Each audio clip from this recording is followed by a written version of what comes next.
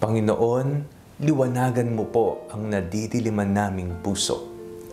Ako po si Father Fiel Pareha at ito po ang ating segment, ang Daily Devotion, na kung saan tayo po ay magdarasal, magbabasa at magninilay kasama ng salita ng Diyos sa buong taon. Manalangin tayo. Sa ngalan ng Ama, ng Anak at ng Espiritu Santo. Amen. Halina, banal na Espiritu, liwanagan mo ang aming puso at isip nang maunawaan at may sa buhay namin ang iyong salita. Amen. Our Bible passage for today is from the Gospel of St. Mark chapter 10, verses 46 to 52, and I read it for you. They came to Jericho. As he and his disciples and a large crowd were leaving Jericho, Bartimaeus, son of Timaeus, a blind beggar, was sitting by the roadside. When he heard that it was Jesus of Nazareth, he began to shout out and say, "Jesus, son of David, have mercy on me." Many sternly ordered him to be quiet, but he cried out even more loudly, "Son of David, have mercy on me." Jesus stood still and said, "Call him here." And they called the blind man, saying to him, "Take heart, get up, he is calling you." So throwing off his cloak, he sprang up and came to Jesus. Then Jesus said to him, "What do you want me to do for you?" The blind man said to him, "My teacher, let me see again." Jesus said to him, "Go, your faith has made you well."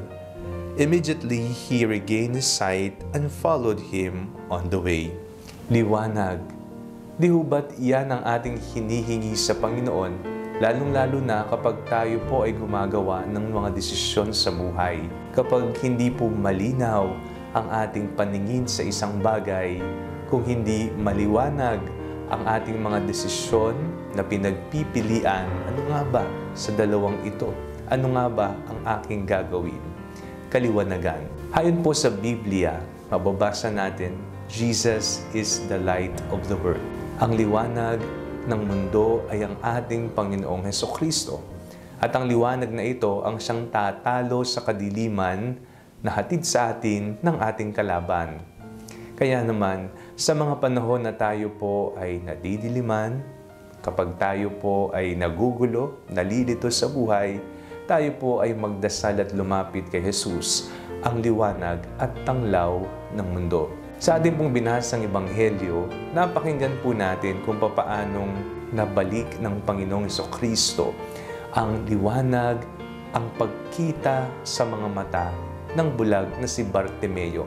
Ang sabi po ni Bartimeo, "Panginoon, or Maestro, nais ko pong makakita." Hindi ho ba't kamukha ni Bartimeo, sinasabi rin po natin ito sa Panginoon. Siguro sa ibang paraan lamang, marahil sa ibang pangusap lamang, pero iisa ang ating panalangin kagaya ni Bartimeo, nais nating makakita. Hindi po tayo mabibigo kapag tayo po ay humingi ng saklolo kay Jesus. Kagaya ni Bartimeo, siya ay nakakitang muli.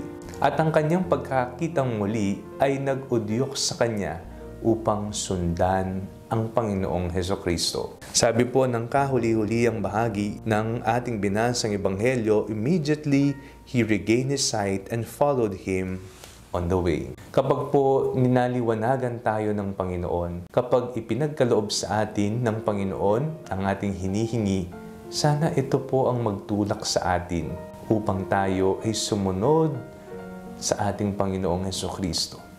Dahil sa Kanya, may liwanag. At kapag tayo ay tumalikod, babalik po tayo sa kadiliman. Manalangin tayo. Panginoong Hesukristo, nais po naming maliwanagan sa buhay. Kayo po ang liwanag ng mundo na tatalo sa anumang kadiliman na bumabalot dito. Panginoong Hesukristo, sa mga panahon na hindi po namin alam kung anong aming gagawin at pipiliin sa buhay, maging tanglaw at gabay nawa ka namin araw-araw. Amen. Sa ngalan ng Ama, ng Anak at ng Espiritu Santo. Amen.